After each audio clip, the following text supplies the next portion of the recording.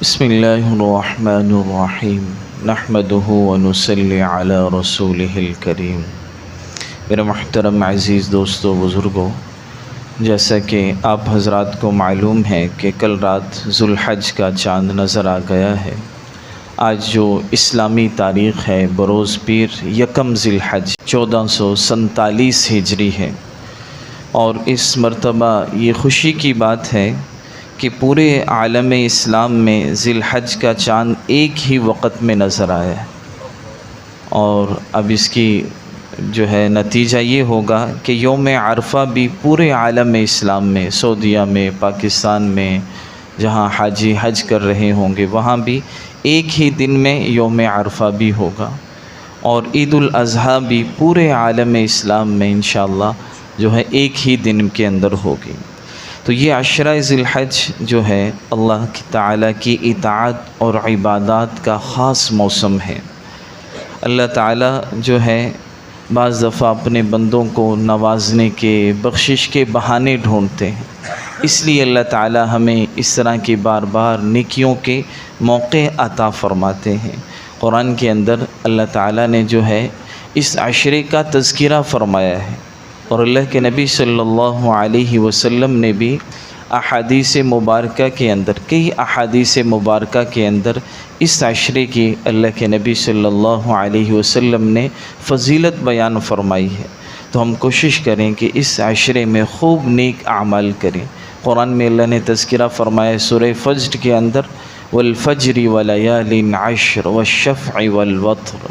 کہ اللہ فرما رہے ہیں قسم ہے فجر کی۔ اس سے مراد عام فجر بھی ہے، اور علماء نے لکھا ہے کہ خاص ذی الحج کی جو 10 تاریخ ہے اس کی فجر مراد ہے۔ ولیال عشر، اس سے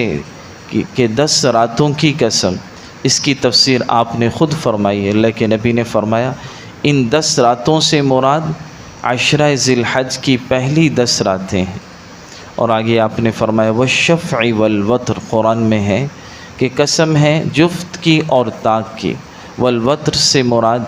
یوم عرفہ کا دن ہے، جس دن کو خاص فضیلت حاصل ہے۔ اللہ کے نبی نے فرمایا ما من یوم افضل عند اللہ من یوم عرفہ، کہ عرفہ سے افضل ترین دن جو ہے کوئی دن نہیں، سب سے افضل ترین دن جو ہے فرمایا وہ عرفہ کا دن ہے، 9 ذی الحج کا دن۔ فرمایا شیطان جو ہے عرفہ کے دن بہت پریشان ہوتا ہے، اپنے اوپر مٹی ڈالتا ہے جب وہ دیکھتا ہے کہ اللہ تعالیٰ آج اتنے لوگوں کی بخشش فرما رہے ہیں۔ تو میرے محترم عزیز دوستو، یہ جو چند دن ہیں یہ بہت ہی قیمتی ہیں، ان کی ہم کوشش کریں، ان دنوں کو ضائع نہ کریں، لاپرواہی، سستی، غفلت میں نہ گزاریں، بلکہ کوشش کر کے خوب اعمال عبادات میں لگائیں۔ ان دنوں کی عبادات اللہ کو بہت محبوب ہے۔ اللہ کے نبی نے، ترمذی شریف کی روایت ہے، حضرت ابو ہریرہ رضی اللہ تعالی عنہ فرماتے ہیں کہ آپ علیہ السلام نے فرمایا ما من ایام احب الی اللہ ان یتعبد له من عشر ذی الحج، فرمایا کہ اللہ تعالیٰ کو سب سے زیادہ جو عبادت محبوب ہے، فرمایا وہ عشرہ ذی الحج کی عبادت محبوب ہے۔ یعنی جتنی عبادت کرنا اللہ کو ان دنوں میں پسند ہے، اتنی سال کے کسی دنوں میں بھی اللہ کو عبادت کرنا پسند نہیں، اور اللہ نے ان چند دنوں میں عبادت کے اجر کو بھی بہت بڑھا دیا۔ آپ نے فرمایا یعدل صیام کل یوم منہا بصیام سنہ، کہ جو آدمی ان 9 دنوں کے اندر عید سے پہلے تک فرمایا ایک روزہ رکھے گا تو اللہ تعالیٰ 1 سال کے روزہ رکھنے کا اسے ثواب عطا فرمائے۔ وَيَعْدِلُ قِيَامُ كُلِّ لَيْلَةٍ مِّنْهَا بِقِيَامِ لَيْلَةِ الْقَدْرِ، اور جو ان راتوں میں عبادت کرے گا اللہ اس کی عبادت کا ثواب جو ہے فرمائے لیلۃ القدر کے برابر عطا فرمائے۔ کتنی بڑی بات ہے کہ اللہ نے کتنا اجر کو بڑھا دیا۔ ہم کوشش کریں ان دنوں میں اپنی فرائض کا سب سے پہلے اہتمام کریں، کہ ہماری فرض نمازیں جو ہیں وہ جماعت کے ساتھ ہوں، 5 وقت کی نماز مکمل جماعت کے ساتھ ہم پڑھیں۔ اس کے علاوہ جو نوافل ہیں، چاشت کی نماز ہے، اشراق کی نماز ہے، اسی طرح اوابین کی نماز ہے، تہجد کی نماز ہے، ان نوافل کا بھی ہم خاص اہتمام کریں۔ اور اسی طرح اللہ کے نبی نے خود فرمایا کہ ان دنوں میں کثرت سے تم تحلیل، تحمید، تسبیح، اللہ کا ذکر کرو،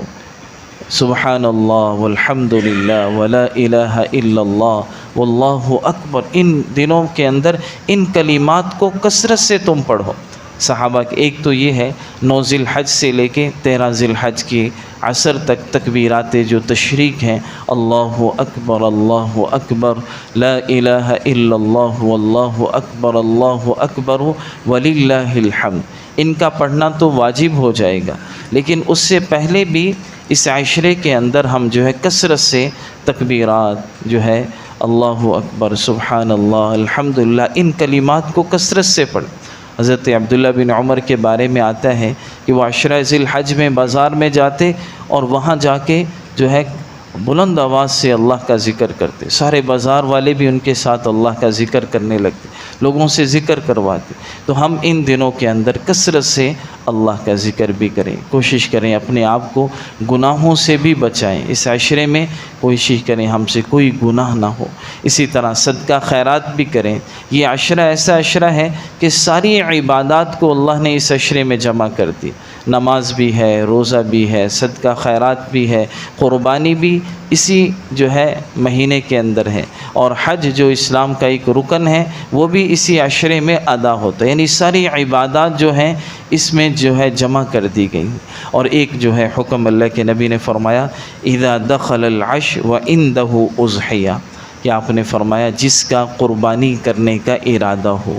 اس کے لیے مستحب ہے کہ جب یہ عشرہ شروع ہو جائے تو وہ اپنے بال اور ناخن نہ کاٹے، فلا یأخذن شعرا ولا یقلمن ظفرا، تو وہ اپنے نہ بالوں کو کاٹے اور نہ ہی اپنے ناخن کو کاٹے۔ جن کا قربانی کا ارادہ ہے اب وہ کوشش کریں کہ جو ہے اب سے لے کر جو ہے قربانی ہونے تک اپنے ناخن اور بال نہ کاٹیں۔ یہ اللہ کے نبی کی جو ہے ایک سنت ہے، مستحب عمل ہے، یہ اس کے لیے ہے جس نے قربانی کرنی، جس نے قربانی نہیں کرنی اس کے لیے نہیں۔ اور اس کی جو ہے یہ بھی آتا ہے کہ علماء نے لکھا ہے کہ یہ کیوں کہا گیا کہ اس موسم کے اندر پورے عالم سے لوگ جو ہے بیت اللہ میں جمع ہوتے، اور ان کے لیے ناخن کاٹنا، بال کاٹنا، خوشبو لگانا،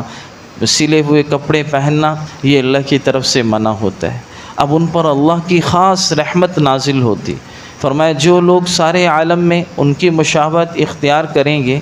اللہ کی جو رحمت ان پر نازل ہو رہی ہے، ان کے ساتھ ساتھ جو لوگ ان کی مشابہت اختیار کیے ہوں گے ان پر بھی اللہ کی رحمت نازل ہو جائے گی، کیونکہ حدیث میں ہے من تشبہ بقوم فہو من، جو آدمی جس قوم کی مشابہت اختیار کرے گا اللہ اسے بھی انہی میں شامل کر دیں گے۔ تو بہرحال خلاصے کی بات یہی ہے کہ بھائی اس عشرے کی ہم جو ہے قدر کریں اور اپنے اوقات کو ضائع نہ کریں، زیادہ سے زیادہ اعمال کے اندر لگائیں، عبادت کا ایک ماحول پیدا کر دیں، مساجد آباد ہو جائیں، گھروں میں بھی ہم عبادت کا، ہماری مستورات بھی، بچے بھی ان دنوں میں خوب عبادت کر رہے ہوں، قرآن کی تلاوت کر رہے ہوں، ذکر کر رہے ہوں، اپنے آپ کو گناہوں سے بچا رہے ہوں، اور جن پر قربانی واجب ہے تو وہ اپنی قربانی کی بھی فکر فرمائیں۔ قربانی کی بہت فضیلتیں ہیں، حدیث مبارکہ میں آتی ہیں، اور قربانی کی بڑی اہمیت بیان کی گئی ہے۔ اللہ کے نبی جو ہے 10 سال مدینہ میں رہے،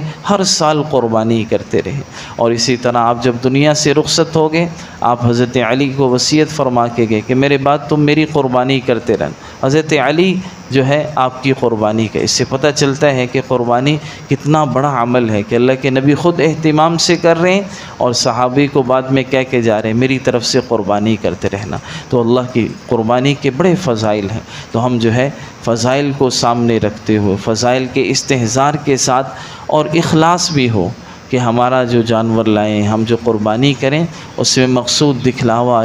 جو ہے رعاکاری نہ ہو۔ قرآن میں اللہ نے کیسی خوبصورت بات فرمائی، لن ینال اللہ لحومها ولا دماؤها، کہ جو یہ تم قربانیاں اللہ کی بارگاہ میں پیش کرتے ہو، ان قربانیوں کا نہ گوشت اللہ تک پہنچتا ہے اور نہ خون پہنچتا ہے، یہ تو تم نے ہی کھانا ہے، یہ تو تم نے ہی استعمال کرنا ہے۔ کتنا اللہ کا فضل ہے، اللہ ہمیں پورا ثواب دیں گے، حتیٰ کہ جانور پر جتنے بال ہیں اتنی نیکیاں، ان کے کھور سینگوں پر بھی ہمیں اجر ملے گا، اور ہم نے کھانا بھی خود ہی ہے، استعمال کرنا اللہ کی طرف سے اجازت ہے، اور اس پر اللہ پورا ثواب دیں گے۔ تو اللہ نے فرمایا میرے تک تو بس تمہارے دلوں کی نیت جو ہے وہ پہنچے گی، تقویٰ پہنچے گا۔ اس لیے اللہ کے نبی نے فرمایا فَتِیبُوا بِهَا نَفْسًا، کہ قربانی کرو تو خوش دلی سے کرو، ایسا نہیں بچوں کے لیے لا رہے ہیں، بچے مجبور کر رہے ہیں، مجبوری ہے کرنی تو ہے، نہیں ایسا نہ ہو، بلکہ خوش دلی کے ساتھ اچھا سے اچھا جانور اللہ کی بارگاہ میں پیش کریں، اور خوش دلی کے ساتھ پھر اللہ کی طرف سے بڑا اجر ملے گا۔ اللہ تعالی ہم سب کو عمل کی توفیق نصیب فرمائے۔ الحمدللہ رب العالمین والعاقبۃ للمتقین والصلاة والسلام علی سید الانبیاء والمرسلین۔ یا اللہ ہم سب کے سارے گناہوں کو معاف فرما، اے اللہ اس عشرے کی ہمیں قدردانی کی توفیق نصیب فرما، خوب نیک اعمال کرنے کی توفیق نصیب فرما، گناہوں سے یا اللہ اپنی نافرمانیوں سے ہم سب کو بچنے کی توفیق نصیب فرما، دنیا آخرت کی خیریں بھلائیاں عافیتیں نصیب فرما، دنیا آخرت کی مصیبت پریشانیوں سے، بیماریوں سے، حوادث سے، اے اللہ ناگہانی آفات سے، اچانک موت سے، بری موت سے ہم سب کی حفاظت فرما، ہر خیر کی طرف ہماری رہنمائی فرما، ہر شر سے یا اللہ ہماری حفاظت فرما۔ ربنا تقبل منا انك انت السميع العليم وتب علينا انك انت التواب الرحيم، وصلى الله تعالى على خير خلقه محمد وعلى آله واصحابه اجمعين برحمتك يا ارحم الراحمين۔